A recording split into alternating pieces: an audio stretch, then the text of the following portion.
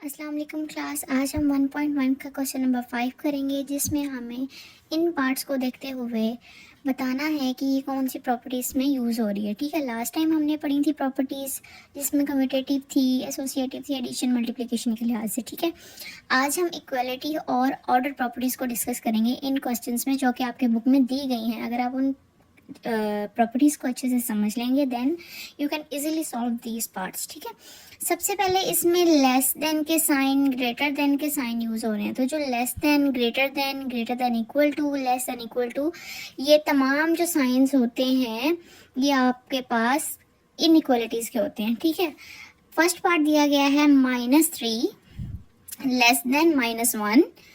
इम्प्लीफाइज का मतलब होता है किसी चीज़ को अप्लाई करना। ठीक है, इम्प्लीफाइज 0 लेस देन 2।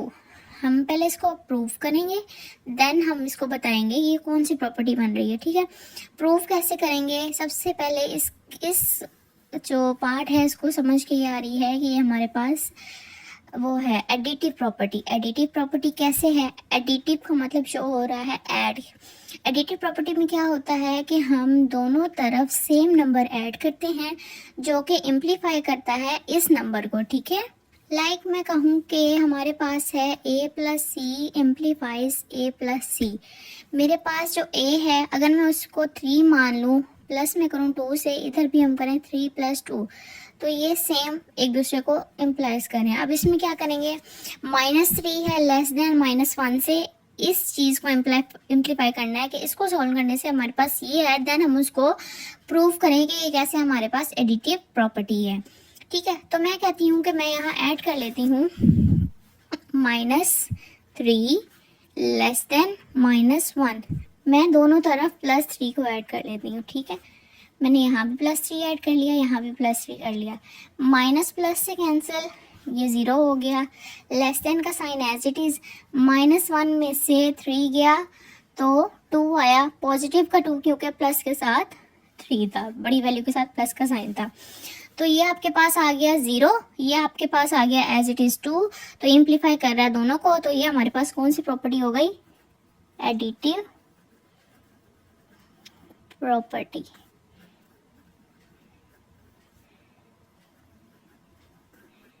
ठीक है, अब हमारे पास सेकंड पार्ट है, if a less than b then 1/a greater than 1/b।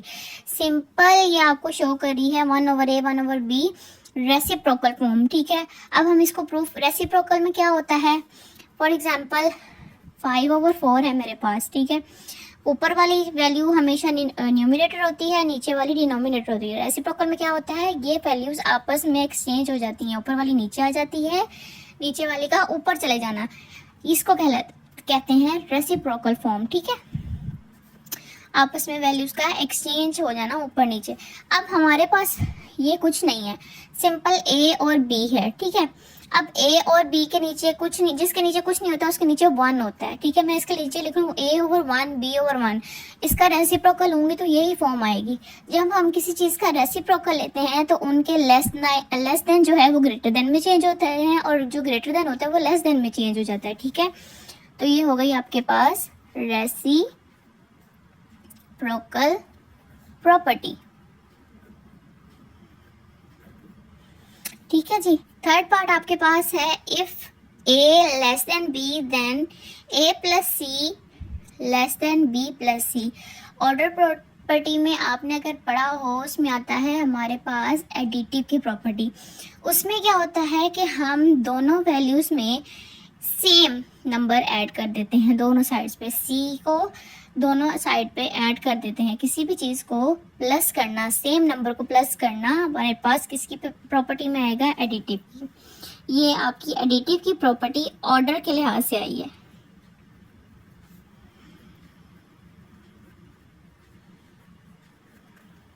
ठीक है, नेक्स्ट है आपके पास, if A C less than B C and C less than 0 then a greater than b। तो इसमें हमें कहा गया है कि अगर c जो है, c की वैल्यू अगर 0 जो है ग्रेटर देन होगा तो जो कोई भी पॉजिटिव नंबर होगा वो c की वैल्यू को कंसिडर करेगा, जिसकी वजह से सी बोथ साइड्स पे मल्टीप्लाई हो जाएगा, जिसकी वजह से वो इनइक्वालिटी शो करेगा। ठीक है, जीरो के नंबर के ग्रेटर होने की वजह से, जीरो नंबर के ग्रेटर होने की वजह से सी बोथ साइड्स पे मल्टीप्लाई होगा। ठीक है, और अगर वो डिवाइड होगा तो ऑब्वियसली नेगेटिव नंबर शो करेगा। ठीक है, तो उसमें कोई चेंज नहीं आएगा। ये हमारे पास मल्टीप्लिकेटिव प्रॉपर्टी बन रही है।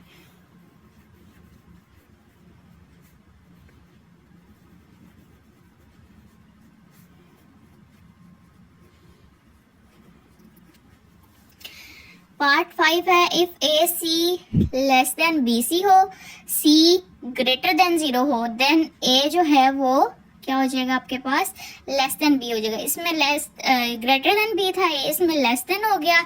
इसमें सी जो था वो ग्रेटर देन है, इसमें क्या था, सी लेस देन 0 था। अब जिसमें सी लेस देन 0 हो जाए उसमें क्या होगा, सी बोथ साइड्स पे डिवाइड होगा और उसमें कोई चेंज नहीं आएगा। ऑब्वियसली ए बी सेम रहेगा, तो ये भी हमारे पास मल्टीप्लिकेटिव प्रॉपर्टी है।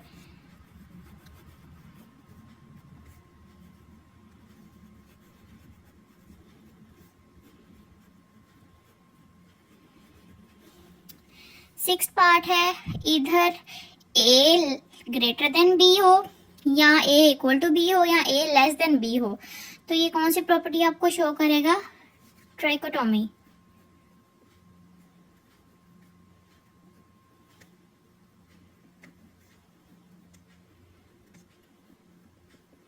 बुक में इन प्रॉपर्टीज को डिस्कस किया हुआ है, अगर आप इसको अच्छी तरह समझ लेंगे तो आपको इसकी अच्छे से समझ आ जाएगी। ठीक है जी, क्वेश्चन नंबर 6, इसमें क्या दिया गया है, इंसर्ट टू रैशनल नंबर बिटवीन्स, दो रैशनल नंबर्स को इनके दरमियान जो है वो फाइंड करना है। कैसे करेंगे, 1/3 दिया गया है फर्स्ट पार्ट में और 1/4 दिया गया है।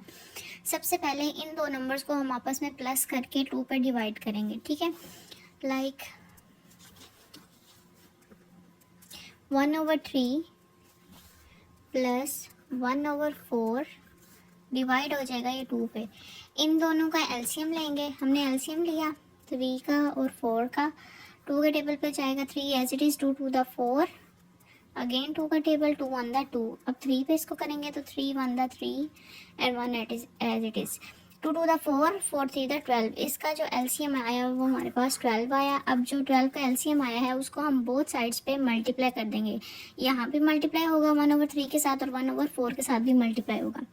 ठीक है, 1/3 मल्टीप्लाई 12 प्लस 1/4 मल्टीप्लाई 12, होल का एलसीएम क्या है आपके पास 12 और जिससे डिवाइड हो रहा है वो आपके पास 2 है।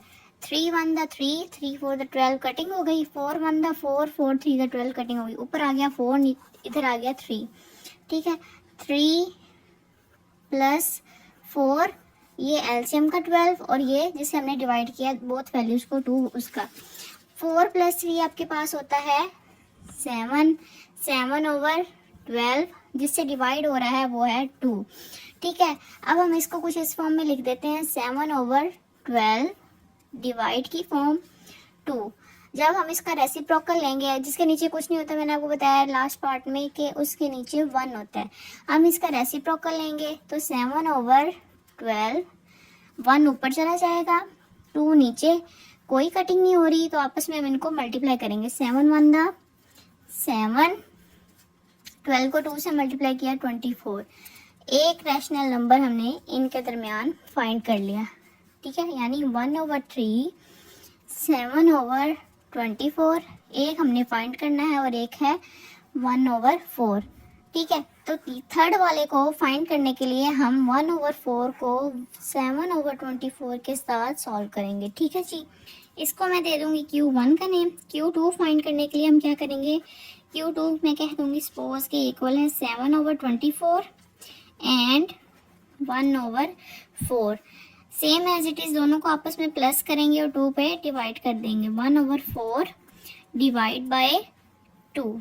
ठीक है, क्या करेंगे हम 24 और 4 का एलसीएम लेंगे। सबसे पहले यहाँ मैंने 24 और 4 का एलसीएम लिया। सबसे पहले 2 12 the 24, 2 2 the 4, 2 6 the 12, 2 1 the 2, 2 3 the 6, 1 as it is, 3 1 the 3, 2 2 the 4, 4 2 the 8, 8 3 the 24, 24 को हम बोथ साइड्स पे जो हमारे पास ऊपर नंबर दिए गए हैं उस पे मल्टीप्लाई कर दें। हमारे पास एलसीएम आया था 24 को बोथ साइड्स पे मल्टीप्लाई किया, जो हमारे पास ऊपर था 24 से 24 कैंसिल हो गया, यहाँ 7 बच गया, यहाँ भी 4 से हमने 24 को किया, 4 1 4 आ गया, 4 6 24, यहाँ 6 बच गया। 7 को हम प्लस करेंगे 6 से, ये एलसीएम का 24 और ये है आपके पास 2। ठीक है, 7 को प्लस किया 6 से, ये आ गया 13, ये 24 एलसीएम का और ये डिवाइड का 2। हम इसको इस फॉर्म में लिख देंगे, फिर हम इसका रेसिप्रोकल लेंगे तो हमारे पास जो डिवीजन का साइन होता है वो मल्टीप्लाई में चेंज हो जाता है, न्यूमरेटर डिनोमिनेटर में और डिनोमिनेटर न्यूमरेटर में।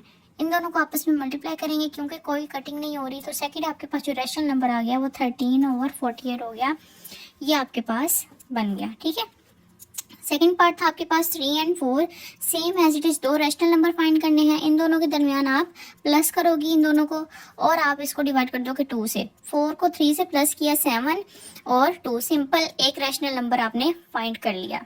अब सेकंड रैशनल नंबर फाइंड करना है, तो हम सेकंड रैशनल नंबर फाइंड करने के लिए एक वो वैल्यू लेते हैं जो हमारे पास हमने एक रैशनल नंबर फाइंड किया होता है और उसको हम सेकंड नंबर के साथ, यानी लास्ट नंबर जो होगा रैशनल का उसके साथ ऐड करके डिवाइड कर देंगे 2 से। अब इनके नीचे कुछ नहीं था, इसको मैंने 1 से नीचे डिवाइड कर दिया। एलसीएम क्या आता है, 2 1 2, एलसीएम लेंगे तो 2 का एलसीएम 2 ही होता है। 2 को ऊपर बोथ साइड पे मल्टीप्लाई करेंगे, ये 2 इस 2 से कट जाएगा, यहाँ आपके पास बच गया 7, 2 1 2, 4 2 8, ऊपर आ गया 8। अब 7 और 8 को प्लस करेंगे तो ये आपके पास हो जाएगा 15/2, ये एलसीएम का 2 और ये डिवीजन का 2 हम इस फॉर्म में लिख देते हैं। ठीक है, सेम एज इट इज हम इसका रेसिप्रोकल लेंगे, 15/2 रेसिप्रोकल 1/2, 15 1 15, 2 2 4, ये आपके पास आ गया सेकंड रैशनल नंबर आंसर में। ठीक है, पार्ट 3 है 3/5 एंड 4/5, इनके भी रैशनल नंबर फाइंड करने हैं, तो इन दोनों को आपस में पहले प्लस करेंगे और 2 पे डिवाइड करेंगे। 3/5 4/5 इज इक्वल डिवाइडेड बाय 2। ठीक है, तो हम पहले इन दोनों का एलसीएम लेंगे। 5 5 का एलसीएम क्या होता है, 5 5 और एलसीएम होता है 5। 5 को बोथ साइड्स पे मल्टीप्लाई किया, ठीक है, मैंने यहाँ इसको इसके साथ मल्टीप्लाई कर दिया, यहाँ इसको इसके साथ मल्टीप्लाई कर दिया। 5 से 5 कैंसिल, 5 से 5 कैंसिल, यहाँ बच गया 3, यहाँ बच गया 4 और होल का एलसीएम जो आपके पास आ गया वो 5, ऊपर बच गया 3 प्लस का साइन और ये 4 और डिवाइडेड बाय 2। ठीक है, 3 + 4 क्या होता है आपके पास 7, 7/5 डिवाइडेड बाय 2 होता है। ठीक है, अब हम 7/5 डिवाइड बाय 2 इस फॉर्म में लिख लेंगे, इसके नीचे 1 आ जाएगा आपके पास। ठीक है, इसका हम रेसिप्रोकल लेंगे तो ये हो जाएगा आपके पास मल्टीप्लाई 1/2, 7 1 7, 5 2 10, ये आपके पास आ गया first rational number. Second rational number find करने के लिए हम क्या करेंगे, 7/10 एंड 4/5 को सॉल्व करेंगे, इनको भी आपस में प्लस करके 2 से डिवाइड, इन दोनों का एलसीएम लेंगे, ये मैंने यहाँ ले लिया एलसीएम 10 5, 2 5 10, यहाँ 5 5 1 5, 5 1 5, तो 2 5 10, 10 आपके पास इसका एलसीएम आया। 10 को बोथ साइड्स पे आप अप्लाई करोगे, ऊपर यहाँ भी 10 यहाँ भी 10, 10 से 10 कैंसिल, 5 1 5, 5 2 10, होल का एलसीएम 10, ऊपर बच गया 7 प्लस 4 2 8 और नीचे डिवाइड बाय 2। 7 और 8 15 होते हैं, यहाँ 10 और डिवाइड बाय 2। ठीक है, मल्टीप्लाई यानी रेसिप्रोकल की फॉर्म 1/2, ये हो गया 15 1 15, 10 2 20, आपके पास सेकंड रैशनल नंबर आपने फाइंड कर लिया, ये आपके पास आंसर।